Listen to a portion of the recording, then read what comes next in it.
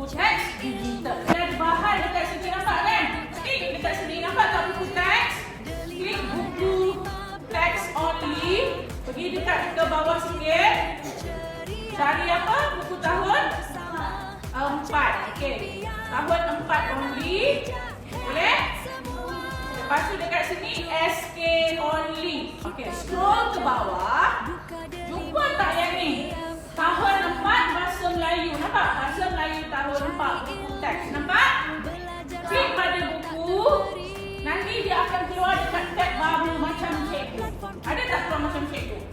Ini adalah buku apa? Buku teks digital. Ini buku teks maujud. Benda yang kita boleh pegang. Faham? Pegang macam ni. Ini buku digital. Maksudnya kita guna apa untuk buka? Guna peranti seperti komputer, guna tablet, guna telefon. Kamu nampak tak yang ni? Nampak tak page ni?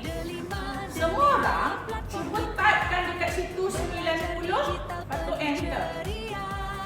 Kalau dalam buku teks kamu, kita nak buka muka surat 80, kan? Okay? Tapi bila dekat digital tak sama. Faham? Kita nak buka muka surat 80 dekat buku teks. Tapi dalam buku digital, muka surat 87. Nampak tak 87? Semua orang pergi dekat muka surat 87. Apa tajuk dia murid? Okey. Depan ni tahu tak nak buka buku teks dalam kelima dekat mana?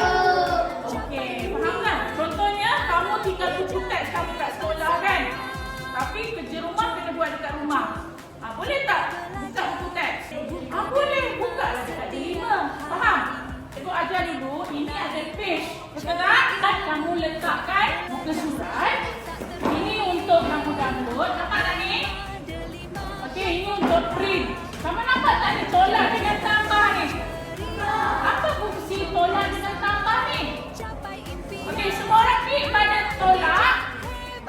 Dia jadi kecil. Betul tak? Kalau klik tambah, dia jadi besar. Katakanlah kamu tak nampak, kliklah tambah.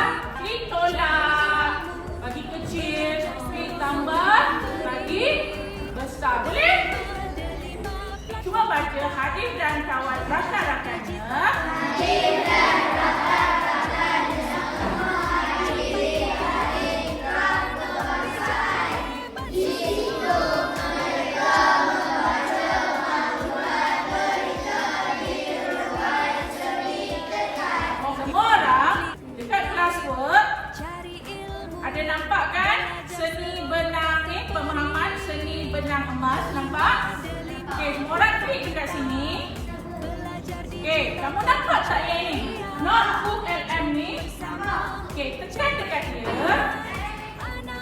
Dia keluar tak macam cikgu? Keluar. Nampak tak craft quiz?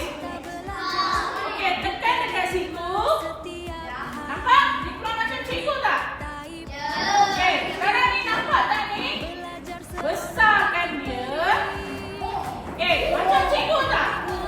Siapakah individu yang telah dianugerahi gelaran topograf pada tahun 2018? Okey, apa perlu kamu buat? Tekan nama dia. Nampak tak? Boleh dapat? Okey, sekarang ni kita tekan next. Okey, boleh?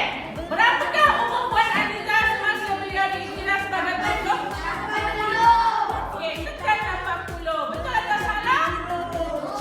Betul. Okey, mengapakah Puan Aziza diberi pengiktirafan sebagai tokoh tangan? Cari jawapan dia. Kalau tak ingat, kamu nak tengok kat mana? Ke balik buku teks. Faham? Kamu boleh rujuk buku teks. Ke balik buku teks, pergi balik soalan. Boleh? Nampak tak kat sini? Nampak kan? Tulis je. Kalau 11 contohnya mukris kan? Mungkin type lah kat situ. 11/20. Faham? Nampak? Dayan dapat 18/20. Jom kita belajar, buka deli.